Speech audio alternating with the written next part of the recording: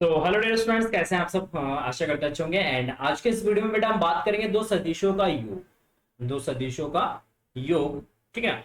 और दो सदिशों का योग में आज हम डिस्कस करेंगे गणितीय विधि। इससे पहले वाले लेक्चर्स में बेटा हमने डिस्कस किया था ज्यामितीय विधि, और ज्यामितीय विधि में हम त्रिभुज का नियम, समांतर चतुर्भुज का नियम और बहुभुज के नियम को हमने डिटेल से एनालाइज किया था, और डिटेल से उसका जो है डिस्कशंस भी हम लोगों ने किया था। तो आज के सेशन में बेटा हम बात करेंगे गणितीय विधि, ठीक है ना। और गणितीय विधि जो है इसमें हमें डेरिवेशंस करना, मैथमेटिकल एक इक्वेशंस हमें ड्राइव करना, और उस मैथमेटिकल इक्वेशंस की हेल्प से आप दो वेक्टर्स का एडिशंस इजीली निकाल सकते हैं। तो देखो, गणितीय विधि में हम यूज करेंगे समांतर चतुर्भुज का नियम। और समांतर चतुर्भुज का नियम का स्टेटमेंट क्या है, देखो इसका स्टेटमेंट क्या है। तो स्टेटमेंट सिंपल है, यदि दो वेक्टरों को परिमाण तथा दिशा में किसी समांतर चतुर्भुज की किसी बिंदु से खींची गई दो संलग्न भुजाओं से प्रदर्शित करें।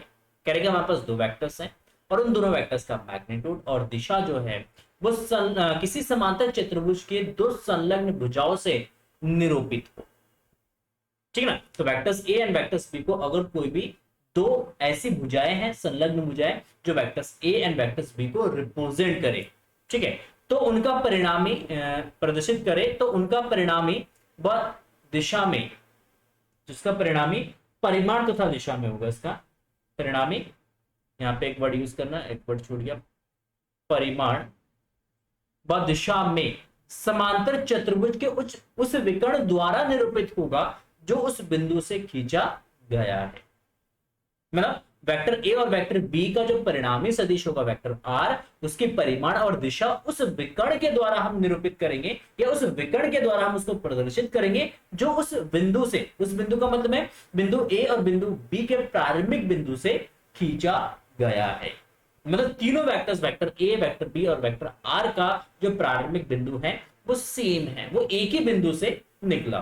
तो इस सदिशों को जोड़ने का समांतर नियम कहते हैं। इसे जो है हम क्या कहते हैं, सदिशों के जोड़ने का, हम समांतर चतुर्भुज का नियम कहते हैं। तो इसी की हेल्प से बेटा हम क्या करेंगे, गणितीय विधि जो है इसका सॉल्व करेंगे, इसका रिजल्टेंट निकालेंगे। तो मान लो यहां पे बेटा एक वेक्टर है ए, ये हमारा है वेक्टर ए, और ये हो गया हमारा वेक्टर बी, मान लो इस दिशा में है। तो वेक्टर बी को आप यहां पे भी कंस्ट्रक्ट कर सकते हो डॉट डॉट लाइन से। यहाँ पे वेक्टर जो बी है इसको आप कंस्ट्रक्ट करो इस दिशा में, ठीक है, इस दिशा में इसको आप क्या कर दो, कंस्ट्रक्ट कर दो। तो ये हो गया वेक्टर बी, ठीक, और ये हो गया वेक्टर ए। इसको अगर पैरेलली अगर हम शिफ्ट करेंगे तो ये यहाँ पे पहुंच जाए, ठीक ठीक। तो वेक्टर ए बी को हम पैरेलली शिफ्ट कर सकते हैं, तो यहाँ पे आ जाएगा वो, ठीक। वेक्टर ए को आगे क्या कर देना, यहाँ से थोड़ा सा इस लाइन को एक्सटेंड कर देना, ठीक है। देखो अब इन दोनों के प्रारंभिक बिंदु, ये दोनों संलग्न भुजाएं होंगी, ये दोनों क्या है, संलग्न भुजाएं, वेक्टर ए और वेक्टर बी संलग्न भुजा से हैं। और यहां से अगर इन दोनों के प्रारंभिक बिंदु से अगर हम वेक्टर्स को रिप्रेजेंट करते हैं लाइक दिस, इस तरीके से, इस तरीके से, तो ये जो वेक्टर ए विकर्ण जो है ये इन दोनों के रिजल्टेंट वेक्टर को रिप्रेजेंट करेगा।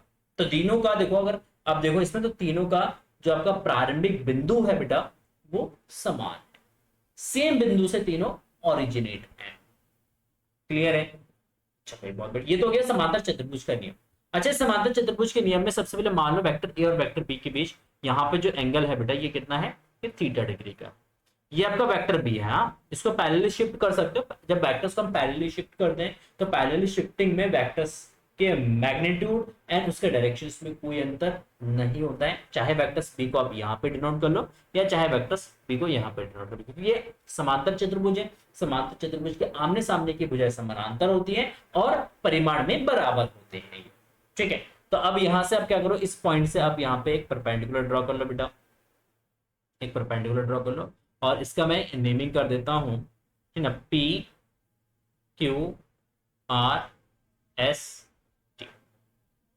पी क्यू आर एस, ठीक है, पी क्यू आर एस, जिसमें से ये यहाँ पे अगर आप एक लंब डालेंगे बेटा, तो ये जो त्रिभुज है P S are, P S are या पी आर एस एक समकोण त्रिभुज बने। तो सबसे पहले आप यहाँ पे मान लेते हैं, सबसे पहले आप यहाँ पे मान लो माना वेक्टर ए तथा वेक्टर बी के बीच कोण कितना, थीटा। तो मान लेते वेक्टर ए और वेक्टर बी के बीच में कोण कितने डिग्री का है, थीटा डिग्री का। एंगल कितना है, थीटा। तो वेक्टर ए और वेक्टर बी के बीच कोण हमारा थीटा डिग्री का। तो देखो त्रिभुज पी आर एस एक समकोण त्रिभुज, एक समकोण त्रिभुज है, इसलिए पाइथागोरस थ्योरम हम लगा सकते हैं। पाइथागोरस प्रमेय से देखो हम कौन से त्रिभुज की बात कर रहे हैं, हम पी आर एस की बात कर रहे हैं। देखो पी आर एस एक समकोण त्रिभुज है और ये इसका विकर्ण हो जाएगा। तो पी एस का square is equal to P R का स्क्वायर प्लस एस आर का स्क्वायर। ठीक है, तो यहां पे अगर आप लगाएंगे पाइथागोरस थ्योरम, यहाँ पे पी एस का स्क्वायर इज इक्वल टू जाएगा पी आर का स्क्वायर प्लस आर एस का स्क्वायर। इसको आप मान लो समीकरण नंबर 1।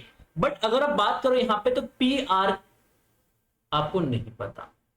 यहाँ पे हमारे पास दे रखा है पी से क्यू तक का डिस्टेंस या लेंथ दे रखा है, ए का मैग्नीट्यूड हो जाएगा। क्यू से एस तक का जो लेंथ है ये बी का मैग्नीट्यूड हो जाएगा। बट ना तो हमारे पास क्यू आर दे रखा है, ना हमारे पास एस आर दे रखा है। तो इस त्रिभुज, जो एक छोटा सा त्रिभुज हमारा क्यू आर एस, तो इस त्रिभुज में देखो त्रिभुज क्यू एस आर में आप साइन थीटा यूज कर सकते हो। Sine theta is equal to क्या था बेटा, परपेंडिकुलर अपॉन हाइपोटेनिक्स। तो ये 90 डिग्री ये थीटा है, ये आपका परपेंडिकुलर हो जाएगा। परपेंडिकुलर आपका क्या है, एस आर। परपेंडिकुलर मतलब लंब, क्या जाएगा एस आर अपॉन हाइपोटेनियस कितना है, क्यू एस। क्या है, क्यू एस। तो यहां से हमारा S R is equal to हो जाएगा क्यू एस आपका बी के इक्वल है, बी की मैग्नीट्यूड हो जाएगा। तो ये आपका जब बी साइन थीटा, तो ये जो भुजा है ये आपका जब बी साइन थीटा हो जाएगा। ठीक, नेक्स्ट आप कॉस थीटा यूज कर सकते हैं, तथा देखो cos theta is equal to क्या जाएगा, कॉस थीटा अगर यूज करेंगे यहाँ पे, तो कॉस थीटा होता है आधार बटा कर्ण। तो आधार आपका क्यू आर हो जाएगा, आपका क्यू आर डिवाइड बाय क्या जाएगा, क्यू एस। ठीक है ना। तो यहां से Q R is equal to क्या जाएगा, क्यू एस आपका बी के इक्वल है, तो बी कॉस थीटा हो जाएगा। ठीक, तो ये जो क्यू आर है ये आपका बी कॉस थीटा हो जाएगा। तो यहां पे आप निकाल सकते हो पी आर। तो अब पी आर भुजा किसके इक्वल हो जाएगा, तो पी आर आपका जो है पी क्यू प्लस का क्यू आर के बराबर हो जाएगा। तो पी क्यू आपका ए है, तो A plus B cos theta किसके इक्वल है, ये पी आर के इक्वल। अच्छा नेक्स्ट देखो यहाँ पे और S R is equal to B sine theta. तो समीकरण 1 जो पाइथागोरस थ्योरम हमने लिखा था बेटा समीकरण 1 से, तो समीकरण 1 से समीकरण 1 क्या है, पी एस का square is equal to P R का स्क्वायर प्लस आर एस का स्क्वायर। देखो पी एस कितना है यहाँ पे, ये वाला इक्वेशन है, पी एस का square is equal to P R का स्क्वायर प्लस एस आर का स्क्वायर। देखो यहाँ पे पी एस कितना है बेटा आपका, तो पी एस आपका यहाँ पे सिंपल है पी एस आपका क्या है आर, तो ये आपका आर स्क्वायर हो जाएगा is equal to P R क्या है, A plus B cos theta, A plus B cos theta का स्क्वायर। और आर एस कितना है यहाँ पे, आर एस आपका है बी साइन थीटा, ये आपका बी साइन थीटा का स्क्वायर हो जाएगा। देखो यहाँ पे A plus B cos theta का होल स्क्वायर है, तो यहाँ पे होल स्क्वायर का फॉर्मूला यूज कर लेना। यहाँ पे आपका जो R square is equal to देखो ए square plus B square cos square theta plus 2ab cos theta, plus 2ab cos theta और प्लस का B square sine square theta. तो B square sine square theta, B square cos square theta, इसमें से B square अगर हम common ले लेते हैं तो ए स्क्वायर प्लस, तो बी स्क्वायर कॉमन ले लोगे तो यहाँ पे बचे आपका cos square theta plus sine square theta into B, cos square theta plus sine square theta into B, और प्लस का आपका जो 2ab कॉस थीटा। ठीक है, देखो cos square theta plus sine square theta आपका 1 हो जाएगा, तो इसके जो 1 लिखोगे तो ए square plus B square plus 2ab cos theta, ये आर स्क्वायर के इक्वल है। तो यहां से परिणामी परि परिणामी परिणामी सदिश का परिमाण कितना हो जाएगा? तो परिमाण हो जाएगा vector R is equal to root of A square plus B square plus 2ab cos theta. तो आप इस फॉर्मूले से r is equal to root of A square plus B square plus 2ab cos theta, इस फॉर्मूले से आप क्या निकाल सकते हैं? आप दो सदिशों के योग से जो आपका एक परिणामी सदिश मिलेगा, उस परिणामी सदिश का आप परिमाण निकाल सकते हो, इसका मैग्नीट्यूड आप निकाल सकते हो। अच्छा, डायरेक्शन भी निकालना है, दिशा भी निकालना है ना? क्या निकालना है? दिशा भी निकालना है, क्योंकि सदिश है, सदिश में परिमाण के साथ साथ क्या होता है भाई? दिशा भी होता है। तो दिशा यहाँ पे वेक्टर ए और वेक्टर आर के बीच मान लो एंगल कितना है बेटा? अल्फा है। ठीक है, तो वेक्टर ए और वेक्टर आर के बीच कोण मान लो कितना है बेटा? अल्फा है। तो मान लेते हैं, माना वेक्टर ए तथा वेक्टर आर के बीच जो कोण है कितना है भाई? अल्फा है मान। तो वेक्टर आर की दिशा, वेक्टर आर की दिशा देखो, आप यूज करेंगे tan alpha. Tan alpha is equal to, R की दिशा निकालने के लिए ये एक काम करते हैं, किस ट्राइंगल में आप यूज कर रहे हैं सबसे पहले उसको लिख लेते हैं। तो कौन सा ट्राइंगल में आप यूज करेंगे? तो आप यूज करेंगे त्रिभुज पी एस आर में। इसमें त्रिभुज पी एस आर में, तो त्रिभुज पी एस आर में देखो tan alpha is equal to क्या हो जाएगा? टेन अल्फा बराबर लंब बट्टा क्या होता है? आधार होता है। तो लंब क्या है यहाँ पे? आर एस है, आधार क्या है इसका? P R. तो यहाँ पे आपका आ जाएगा देखो R S upon P R. ठीक है, तो यहां से आपका tan alpha is equal to, देखो पी एस आर एस का वैल्यू कितना है? R S is equal to या S R is equal to क्या? बी साइन थीटा है, और पी आर आपका है A plus B cos theta. तो वैल्यू यहाँ पे रिप्लेस करते हैं, तो आपका जब B sine theta divided by A plus B cos theta, A plus B cos theta. तो आप यहां से निकाल सकते हैं दिशा अल्फा बराबर क्या हो जाएगा? ये tan inverse b sine theta divide by A plus का B cos theta. Alpha is equal to tan inverse b sine theta divide by A plus B cos theta हो जाएगा। तो इस फॉर्मूले से आप परिणामी सदिश की जो दिशा है वो दिशा भी आप निकाल सकते हैं। तो परिमाण निकालने के लिए फॉर्मूला इस पर R is equal to root of A square plus B square plus 2ab cos theta, और दिशा निकालने के लिए आप alpha is equal to use करेंगे tan inverse b sin theta upon a plus b cos theta. तो आप इस फॉर्मूले से परिणामी सदिश की दिशा निकाल सकते हैं। अच्छा चलिए, बहुत बढ़िया। अब यहाँ पे कुछ स्पेशल केसेस हम बात कर लेते हैं, कुछ स्पेशल केस की बात कर लेते हैं, ठीक ना? तो यहाँ पे कुछ विशेष स्थितियां, special case,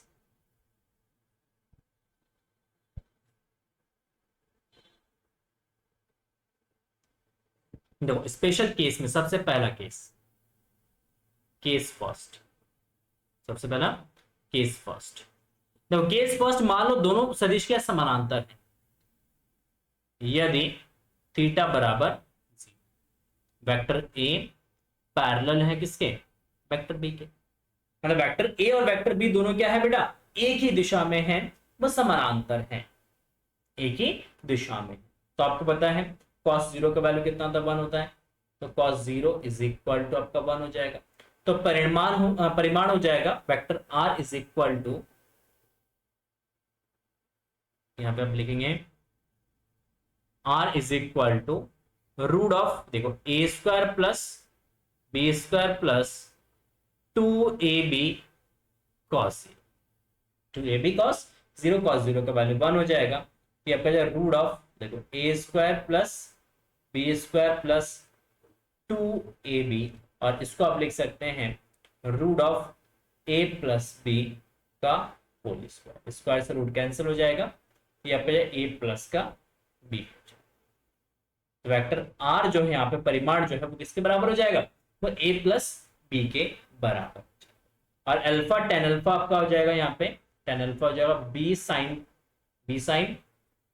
sign 0 divide by A plus का बी कॉस जीरो। देखो साइन जीरो का वैल्यू जीरो होता है, ये आपका जीरो हो जाएगा, नीचे आपका ये हो जाएगा, तो यहाँ पे tan alpha is equal to zero, तो अल्फा इज इक्वल टू आपका आएगा 0 डिग्री। मतलब दिशा जो है वो दोनों सदिशों के दिशा में होगा, दोनों सदिशों के दिशा में हो। तो अगर दो वेक्टर सेम डायरेक्शन में हैं, एक वेक्टर ए इस डायरेक्शन में है, एक वेक्टर बी भी आपका इसी डायरेक्शन में है, दोनों पैरेलल हैं, तो इस केस में vector R is equal to क्या आ जाएगा, ए प्लस बी हो जाएगा।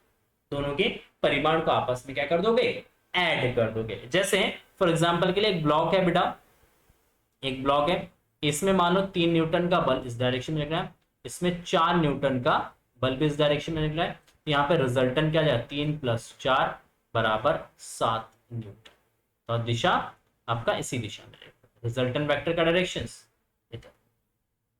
ठीक है, तो इस तरीके से अगर दो वेक्टर सेम डायरेक्शन में है तो उनके मैग्नीट्यूड को आपस में क्या करा जाता है बेटा, ऐड किया जाता है। ठीक है, और दिशा जो है वो ए तथा बी की दिशा में होगा। तो आप यहां पे लिख देना वेक्टर ए तथा बी की दिशा। अच्छा, ये तो हो गया पैरेलल वेक्टर, सिर्फ एंगल इज 0 डिग्री। तो केस सेकंड देखो, case second, if theta is equal to 90 degree, तो cos 90 कितना होगा बेटा, cos 90 0 हो जाएगा। मतलब vector A is perpendicular on vector, मतलब दोनों वेक्टर्स एक दूसरे पर क्या है, परस्पर लंब है, एक दूसरे पर लंब है, तो परिणामी सदिश r बराबर हो जाएगा √a² plus b² plus 2ab cos 90, और cos 90 का वैल्यू 0 हो जाएगा। यहाँ पे r इज इक्वल टू जो बेटा देखो a² प्लस b², क्या जाएगा, r is equal to √a² plus आपका b² हो जाएगा। तो r is equal to √a² plus b²। ओहो, ठीक, ये आपका मैग्नीट्यूड के लिए फॉर्मूला जाएगा। अगर दो वेक्टर्स को आपस में ऐड कर रहे हो और दोनों वेक्टर्स का एक दूसरे पर लंब है, तो उसका मैग्नीट्यूड क्या होगा, तो ये मैग्नीट्यूड का फॉर्मूला क्या, वेक्टर r का मैग्नीट्यूड हो जाएगा। अच्छा, डायरेक्शंस क्या होगा, डायरेक्शंस यहां पे निकालोगे तो tan alpha is equal to देखो b sin 90 divide by a plus का b cos 90, cos 90 का वैल्यू 0, sin 90 का वैल्यू 1, तो tan alpha is equal to क्या हो जाएगा, b/a। तो यहां से आप लिख सकते हैं, sorry, alpha is equal to tan inverse b/, तो इस फॉर्मूले से जब दो वेक्टर्स एक दूसरे पर क्या होंगे, लंब होंगे, वेक्टर्स ए और वेक्टर बी क्या होंगे बेटा, एक दूसरे पर लंब होंगे, तो उस लंब वेक्टर सॉरी लंब सदिशों का जो परिणामी सदिश होगा उसकी दिशा निकालने के लिए आप alpha is equal to tan inverse b/a use कर सकते हैं। जैसे फॉर एग्जांपल के लिए, उदाहरण के लिए मान लो दो वेक्टर है यहाँ पे बेटा, दो वेक्टर है यहाँ पे, क्या है, ये है 4 न्यूटन का और मान लो इधर है 3 न्यूटन का, तो उसका परिणामी सदिश यहां से जाएगा, कितने का बनेगा, तो यहाँ पे परिणामी सदिश r हो जाएगा बेटा आपका, देखो परिणामी सदिश r इज इक्वल टू क्या हो जाएगा, तो परिणामी सदिश r बराबर हो जाएगा √3² प्लस 4 का स्क्वायर, तो 9 + 16 कितना आएगा, ये आपका 25 का स्क्वायर रूट 5 हो जाएगा, तो r इज इक्वल टू कितना, 5 हो जाएगा। और अल्फा इज इक्वल टू हो जाएगा tan इनवर्स b आपका 3, अल्फा आपका ये अल्फा है यहाँ पे, और ए आपका 4 है, ठीक है, तो ये आपका 3/4 हो जाएगा। ठीक, तो ये अल्फा एंगल हो जाएगा और ये आपका जब 5 न्यूटन का हो जाएगा। तो इस तरीके से अगर दो वेक्टर्स परपेंडिकुलर हैं और उन परपेंडिकुलर वेक्टर्स का रिजल्टेंट निकालना है, तो रिजल्टेंट निकालने के लिए r is equal to √a² plus b² मतलब 3 का स्क्वायर प्लस 4 का स्क्वायर से हम सॉल्व कर लेंगे। r का वैल्यू कुछ भी आ सकता है, 5, 4, 6, वो आपके मैग्नीट्यूड पर डिपेंड करेगा। और alpha is equal to tan inverse b/a से आप परिणामी सदिश की दिशा को आसानी से निकाल सकते हैं। ठीक है, अब बात करते हैं केस थर्ड की। इसकी बात करते हैं बेटा, केस थर्ड की बात। तो केस थर्ड देखो, केस थर्ड हमारा क्या है, केस थर्ड है सिंपल यहां पे if theta is equal to 180 degree, मतलब अर्थात वेक्टर ए तथा बी विपरीत दिशाओं में है, इसमें विपरीत दिशाओं में मतलब मान लो वेक्टर ए इस दिशा में है और वेक्टर बी आपका इस दिशा में, तो दोनों वेक्टर्स के एक दूसरे के अपोजिट डायरेक्शन में है, तो आपको पता है cos 180 का वैल्यू क्या होता है, cos 180 180 का वैल्यू माइनस का 1 होता है, याद रखना बेटा। cos 180 का वैल्यू कितना था, माइनस का 1। तो परिणामी सदिश r बराबर हो जाएगा रूट ऑफ, देखो ये आपका a square plus B square plus 2ab cos 180। अच्छा cos 180 का वैल्यू कितना, cos 180 का वैल्यू -1, तो -1 यहां पे सब्स्टिट्यूट करोगे तो ये आपका a square plus B square minus का 2a, तो ए square plus B square minus का 2ab हो जाएगा। ठीक है भाई, बहुत बढ़िया। तो आप इसको लिखेंगे a माइनस बी का होल स्क्वायर का रूट, रूट से स्क्वायर कैंसिल हो जाएगा, तो r vector is equal to आपका हो जाएगा r is equal to a minus का b हो जाएगा। तो यहां पे इस फॉर्मूले से आप क्या निकाल सकते हैं, परिमाण निकाल सकते हैं। क्या निकाल सकते हैं बेटा, परिमाण निकाल सकते हैं। ठीक है, अच्छा next tan alpha is equal to आपका जो दिशा निकालेंगे, तो tan alpha is equal to जो b sine 180 is equal to upon a plus b cos 180। Sine 180 का वैल्यू 0 होता है, तो यहाँ पे अल्फा बराबर 0 डिग्री या 180 डिग्री हो जाए। मतलब अल्फा का जो मान है या तो वो 0 डिग्री होगा, मतलब या तो वो वेक्टर ए के दिशा में होगा या वो वेक्टर बी के दिशा में होगा, जिसका परिमाण ज्यादा होगा परिणामी सदिश उसी दिशा में, परिणामी सदिश उसी दिशा में होगा। फॉर एग्जाम्पल के लिए, उदाहरण के लिए देखो एग्जाम्पल ले लेते हैं, यहाँ पे छोटा सा एक एग्जाम्पल देखो। एक मान लो एक बल इसमें लगाया हमने 4 न्यूटन का, एक बल हमने इस दिशा में लगाया 3 न्यूटन का। एक 4 न्यूटन का बल है, एक 3 न्यूटन का बल है, दोनों अपोजिट दिशा में लग रहे हैं, दोनों विपरीत दिशा में कार्य कर रहे हैं। तो इस केस में अगर हम बात करें इसमें परिणामी बल कितना होगा, तो परिणामी 4 माइनस का 3 बराबर 1 न्यूटन का होगा। कितने न्यूटन का होगा, 1 न्यूटन का। किसकी दिशा में लगेगा परिणामी बल, 4 न्यूटन के दिशा, क्योंकि 4 न्यूटन का मैग्नीट्यूड ज्यादा है, तो इसमें परिणामी जो बल लगेगा वो 4 न्यूटन के दिशा में लगेगा। ठीक है, तो ब्लॉक भी आपका 4 न्यूटन की दिशा में गति करने लगेगा। तो अगर दो वेक्टर्स एक दूसरे के अपोजिट डायरेक्शन में है, तो उसका परिमाण निकालने के लिए वेक्टर ए के परिमाण में से वेक्टर बी के परिमाण को क्या करेंगे, घटा देंगे, या जो जिस वेक्टर का मैग्नीट्यूड ज्यादा है उसमें से कम मैग्नीट्यूड वाले वेक्टर्स को क्या करेंगे, माइनस करके हम रिजल्टेंट वेक्टर्स निकालेंगे। और डायरेक्शन जो होगा वो हमेशा जो ग्रेटर सदिश है जिसका परिमाण ज्यादा है, अगर ए का परिमाण ज्यादा है तो ए की दिशा में, अगर बी का परिमाण ज्यादा है तो बी के दिशा में ये कार्य करेगा।